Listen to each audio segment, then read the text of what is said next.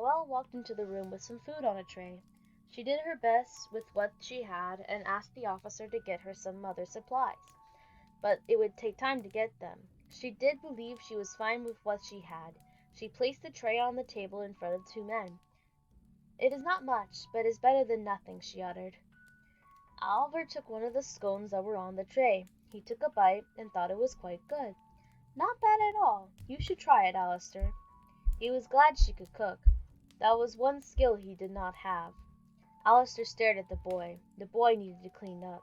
The boy's hands seemed very dirty, and he could imagine how that got all into the food. He would not be eating something that was made with dirty hands. "I think I shall wait until the boy cleans up before eating anything he makes." Noelle looked down at herself and saw what the man referred to. It was not as if she did it on purpose, but she had no way of cleaning herself.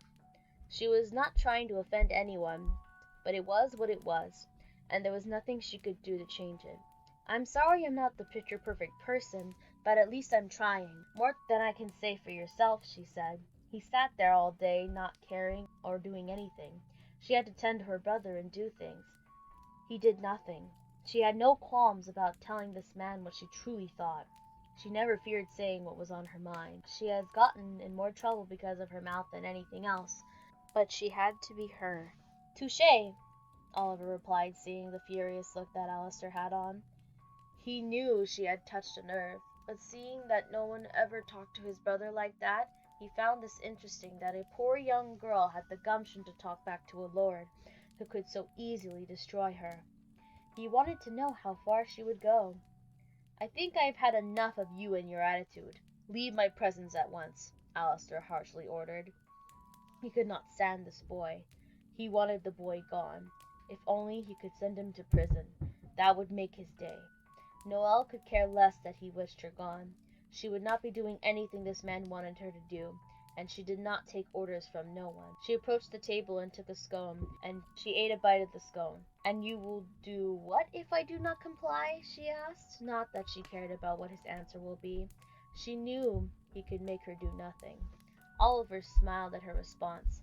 He had never seen anyone go up against her brother. He marveled at this young girl. It was good entertainment. "I think you are about to see my brother blow his top," he said. He could see how angry his brother was at this girl.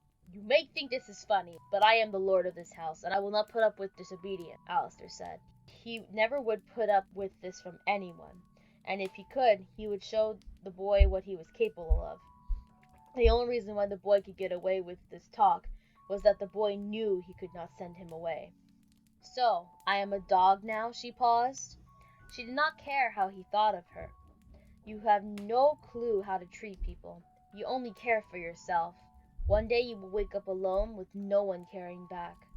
She stood up after she finished her scone.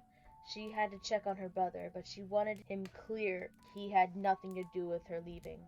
"I must go now, but rest assured it is not because you think you can order me around, but because I need to tend to my brother. And do not ever order me again," she warned him, and then walked out of the room. Alistair looked at his brother and saw that his brother was trying not to laugh. No one treated him with such disrespect. He would teach this boy a thing or two. "Laugh all you want, but mark my words, I will get the last laugh," he told him, leaving his brother. Oliver took another scone and ate it. He could not believe his brother. She had him beaten, and he would be amused watching his brother try to get her to obey him in anything. This was going to be some fun, watching how these two managed this quarantine together. Hello! If you liked what you heard, the full book is down in the description. Also, the author and her other books are also down in the description as well. I hope you enjoyed listening and have a Merry Christmas and Happy Holidays.